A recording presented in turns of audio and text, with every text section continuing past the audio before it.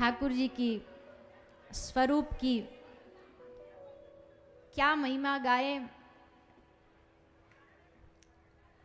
वरहा पीडम नटवर वपुः कर्णयो कर्णिकारं बिभ्रदवासः कनकपिशं वैजयन्तीं च मालां रन्ध्राण वेणुरधर सुधया पूरयन् गोपवृन्दै वृन्दारण्यं स्वपदरमणं प्राविशत् गीत कीर्ति।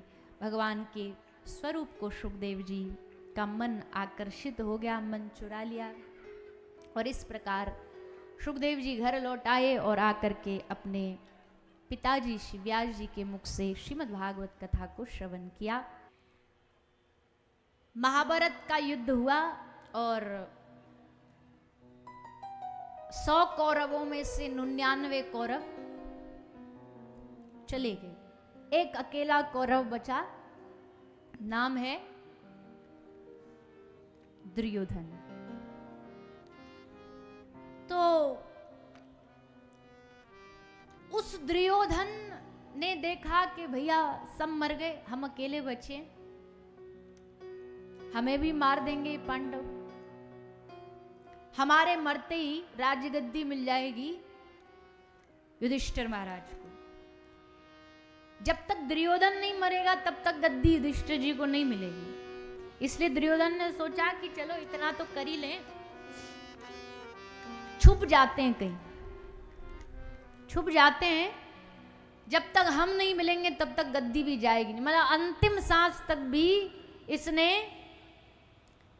छोड़ी नहीं डोर, अंतिम तक भी अन्याय में लगा रहा। समुद्र एक जल में जाके छुप गया, कुछ विद्या इसको आती थी, उस विद्या के द्वारा ये जल में जाके छुप गया। भगवान जानते हैं जब तक ये मिलेगा नहीं, इसका उद्धार होगा नहीं, युधिष्ठिर जी गद्दी पे बैठेंगे नहीं। तो भगवान ने ढूंढ लिया, अब वो तो अंतर्यामी है, ले गए भीम दादा को संग अपने, क्योंकि जानते इसी के हाथ से इसका अंत निश्चित है। इसको लेकर के आ गए, आकर के भीम दादा से कहा कि भीम अब तुझको युद्ध करना है। और एक घटना और घटी यहाँ पे, श्री बलराम जी और पहुंच गए, जबकि पूरे युद्ध में बलराम जी नहीं थे और भगवान ने जानबूझ करके इनको वहां से हटा दिया था, क्योंकि दुर्योधन अगर अर्जुन श्री कृष्ण का पक्का चेला है तो दुर्योधन बलराम जी का पक्का चेला था। भगवान ने सोचा हम अपने भक्त के लिए कुछ भी कर लेते, ये भी हमारे बड़े भाई हैं, ये भी अपने भक्त के लिए कुछ भी कर लेंगे, हमसे ही लड़ जाएंगे, इसलिए इनको दूर ही रखो। तो आए और दाऊ दादा से बोले, दादा, भगवान ने कहा आज बड़ा खुश है, क्या बात लेके आए? बोला दादा हमारा मन कर रहा है आपको पूरे भारत की तीर्थ यात्रा पे भेजें, टिकट विकेट सब हमने करा दिया, एकदम सब फाइनल हो चुका, आपको बस बैग पैक करना है और आपको तीर्थ यात्रा पे जाना है। दाऊ दादा खूब हंसे, बोले हम तेरी सब चतुरता जानते हैं, पर अच्छा ही है, भलाई है, हम उस युद्ध से दूर रहें, क्योंकि हम रहेंगे तो बीच में बोले बगैर रहेंगे नहीं, पता चले उन भाइयों की जगह हम भाइयों में युद्ध हो जाए, इसलिए हम तीर्थ यात्रा पे जाएंगे। चले गए श्री बलराम जी तीर्थ यात्रा। उसी तीर्थ यात्रा के दौरान अभी वो कुरुक्षेत्र पहुंचे, दुर्योधन के पास पहुंचे। भगवान ने देखा रे ये तो आ गए, अंतिम समय चल रहा, अंतिम समय में अब कुछ गड़बड़ ना कर दें। और वैसे ही हुआ, युद्ध हुआ, गदा युद्ध। गदा युद्ध में श्री भीम दादा ने गदा लेकर के दुर्योधन के साथ युद्ध किया और युद्ध करते करते एक समय आया जब भीम ने गदा दुर्योधन की जंघा पर प्रहार करी और जैसे जंघा पर प्रहार करी श्री बलराम जी एकदम नाराज हो गए, क्रोध में भर गए। भीम को कहा क्या तू गदा युद्ध के नियम नहीं जानता? शरीर में नाभि से नीचे गदा को प्रहार नहीं किया जा सकता, ये गदा युद्ध के विपरीत है, विरोध में है, तूने नियम तोड़ा है, तूने इस युद्ध का, इस धर्म का नियम तोड़ा है, आज हम तुझे नहीं छोड़ेंगे। और कूद पड़े अखाड़े में श्री बलराम जी। तुरंत ठाकुर जी आए, बात को संभाला। आकर के बलराम जी से कहा, भैया आपका क्रोध जायज है, आप न्याय के साथ हो, ये अन्याय किया है भीम ने, ये धर्म के विरुद्ध है। पर एक बात बताओ, ये जो आपका चेला है, इसने इस पूरे युद्ध में कितना धर्म निभाया? आपने देखा नहीं पर सुना तो होगा ना। भरी सभा में एक इस कुल की वधू को नग्न करके मेरे जंगा पर बिठा दो, क्या ये न्याय कहता है?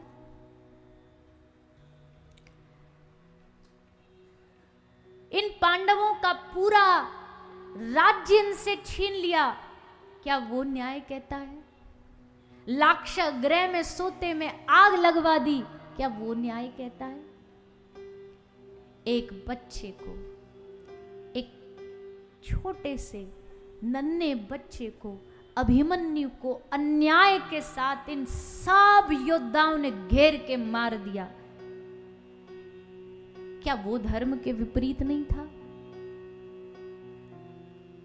भगवान ने सारे अन्याय गिना दिए दुर्योधन के, और फिर हाथ जोड़ के कहा, हे दाऊ दादा, जिस व्यक्ति ने इतने अन्याय किए हों उसके लिए न्याय की बात नहीं करनी चाहिए।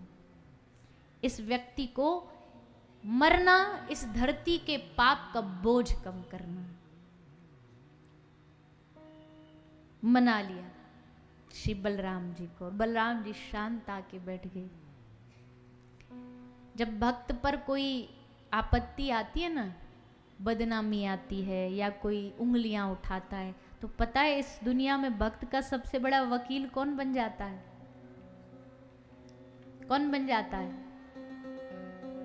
वकील भी बन जाते हैं, जज भी यही बन जाते हैं, निर्णय भी यही देंगे और दलीलें भी यही देते हैं, पेश दलीलें यही करते हैं। बलराम जी को मना लिया, जंघा तोड़ दी गई।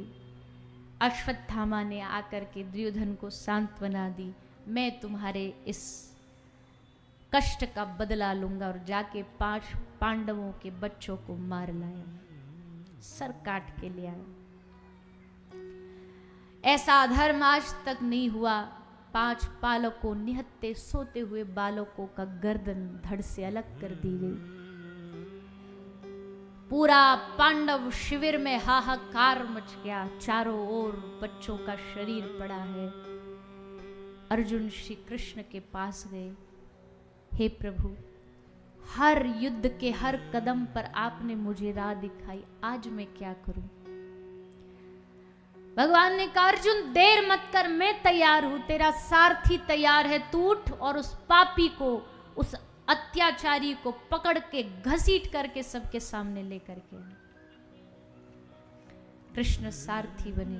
अर्जुन गए, अश्वत्थामा को पकड़ के रस्सी से बांध के ले आए। भरी सभा लगी थी, लाके उस हत्यारे को बीच में खड़ा कर दिया गया और पूछा गया, बताओ क्या किया जाए इस पापी के साथ?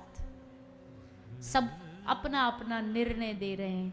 कोई कह रहा है जैसे इसने मारा इसको मार दो, कोई कह रहा है जहर पिला दो, कोई कह रहा है इसका एक एक अंग काट के मारो, तड़पा तड़पा के मारो। एक कोने में द्रौपदी खड़ी है। अर्जुन ने कहा, इसका दंड सबसे अच्छा निर्धारित द्रौपदी कर सकती है। द्रौपदी से पूछा, द्रौपदी बता, तेरे हिसाब से क्या करना चाहिए?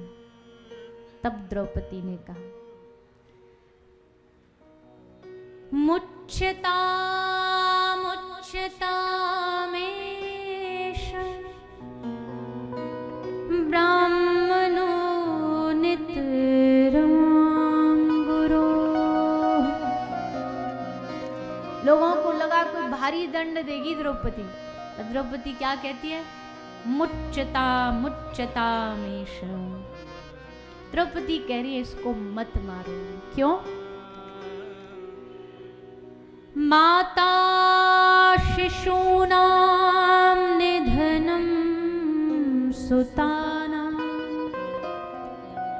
निशम्य घोरं परिताप्यमाना।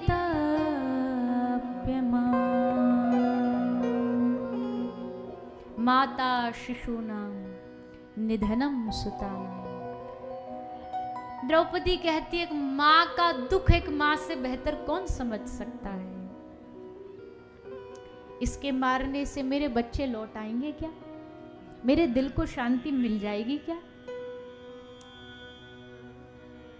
मैं जानती हूं ये सब तो होना नहीं, बल्कि इसके मरने पर जो कष्ट आज मैं सहन कर रही हूं, ये कष्ट हमारी गुरु माता को सहन करना पड़ेगा। इसलिए मुच्चता मुच्चता में ये ब्राह्मण है, गुरु पुत्र है, भगवान के समान पूजनीय, इसलिए इसको मत मारो।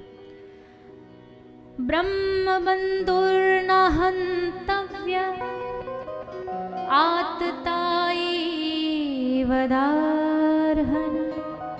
भगवान खुश हो गए द्रौपदी की बात सुन करके, और उसी दिन कृष्ण ने कह दिया, आज से हे द्रौपदी मैं तुझे अपना नाम देता हूं। आज तूने जो दया दिखाई है ना, तू सचमुच, मैंने तुझे बहन बना के कोई गलती नहीं करी।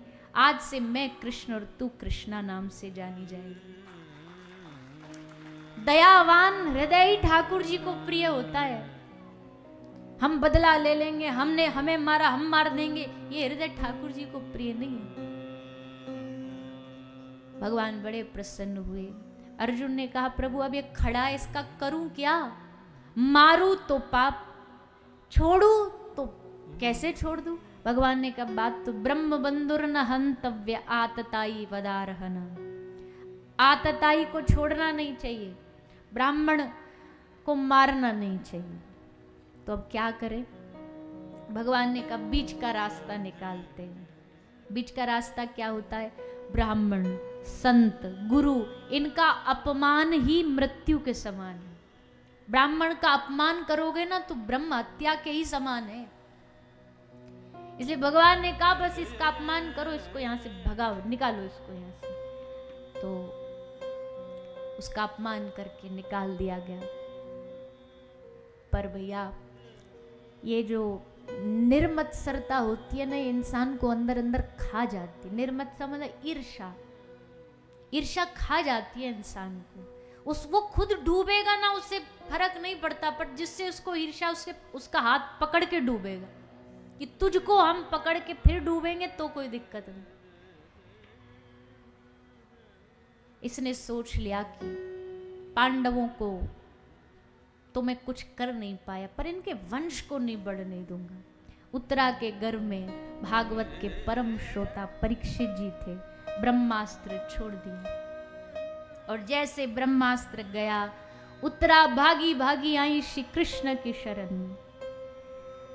पाहि पाहि महायोगिनी, देव देव जगत्पते, नान्यं त्वद्भयं पश्ये यत्र मृत्यु परस्परम्। पाहि पाहि महायोगिन, हे देवों के देव, हे जगतपते, हे महायोगियों के भी योगी, हे महायोगी, मेरे गर्भ में पल रहे इस बालक की रक्षा करो। ठाकुर जी आए, उत्तरा के गर्भ में प्रवेश किया, राजा परीक्षित का प्राण बचाया, प्राणों की रक्षा करी। भगवान जाने को फिर तैयार हुए। पांडव हाथ जोड़ के, आंखों में आंसू, प्रभु आप जा रहे हो? भगवान ने कहा, हाँ, अब बहुत इतना समय दे दिया मैंने इस कुरुक्षेत्र, इस हस्तिनापुर को, अब तो जाना पड़ेगा। हाँ, जाने से पहले तुमको कुछ मांगना है, जाते जाते एक मौका है, मांग लो। मांगना शुरू किया। द्रौपदी ने मांगा, मेरा मन रूपी राजहंस उड़ता रहता है, आज इस डाली कल उस डाली, ये मेरा मन रूपी राजहंस है प्रभु आपके चरण रूपी पिंजड़ों में कैद हो जाए। पार्थ तुझे क्या चाहिए? बोले प्रभु, जैसे आज तक मेरा हृदय हर दुख, हर सुख, हर संकट, हर परिस्थिति में आपको अपना माना है, सखा माना है, ये मेरा सखत्व बना रहे। तथास्तु।